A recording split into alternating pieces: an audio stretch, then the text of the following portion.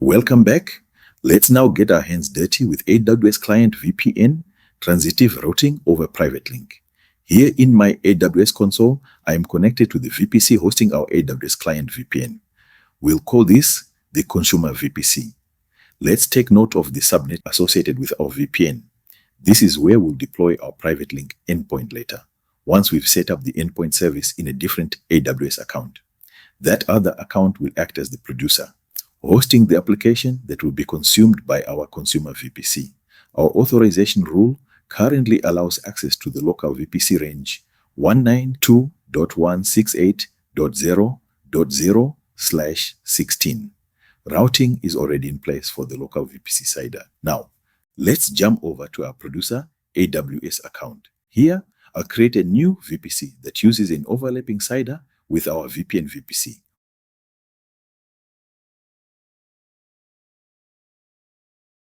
This will help us demonstrate one of Private Link's biggest advantages, the ability to connect across overlapping networks.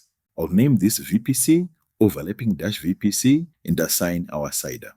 We'll create two public and two private subnets. To allow instances to download application packages from the internet, I'll create a NAT gateway. But to save on costs, I'll deploy just one. Once the VPC is created, you'll notice the public subnets have a default route to the internet gateway, while the private subnets route through the NAT gateway for outbound traffic. Now, let's launch an EC2 instance to host a simple Nginx web application. Instead of connecting with SSH keys, I'll use AWS Session Manager, so let's quickly create an SSM role. Head to IAM, Roles, Create Role. For the use case, select EC2 from the drop-down. Under Permissions, add Amazon EC2, role for SSM, give the role a name, and click Create.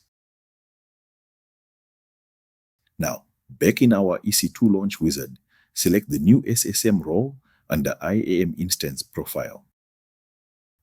This allows us to connect to the instance through Session Manager without private keys.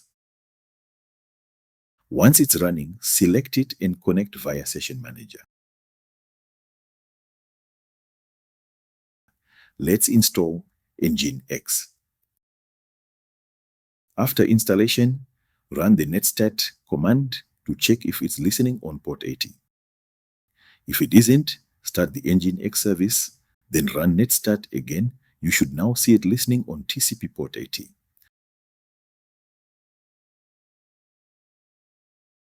Running curl command on our localhost displays the Nginx welcome page, confirming our app is up and running. Now that our Nginx application is running, let's place it behind a network load balancer to make it accessible through private link.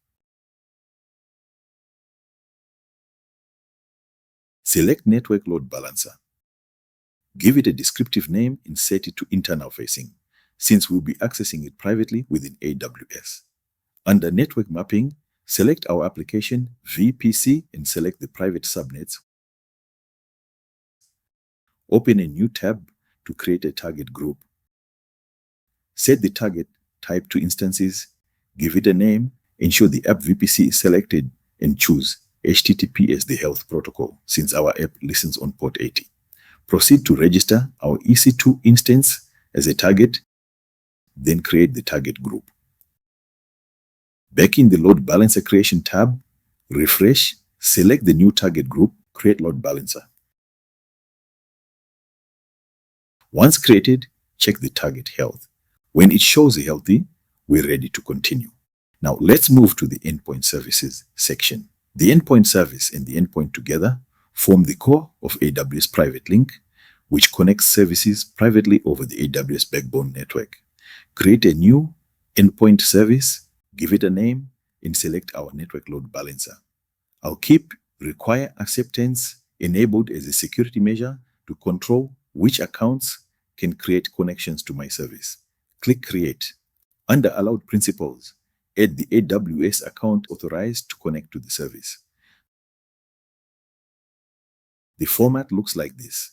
And take note, specifying root in the ARN means the entire AWS account, not just a specific IAM user. I'll now paste the AWS account number, hosting the client VPN, our consumer account. Now that we've completed the setup on the producer side, take note of the service name that was generated. The consumer account will use this to create its endpoint connection. We'll wrap up this section here.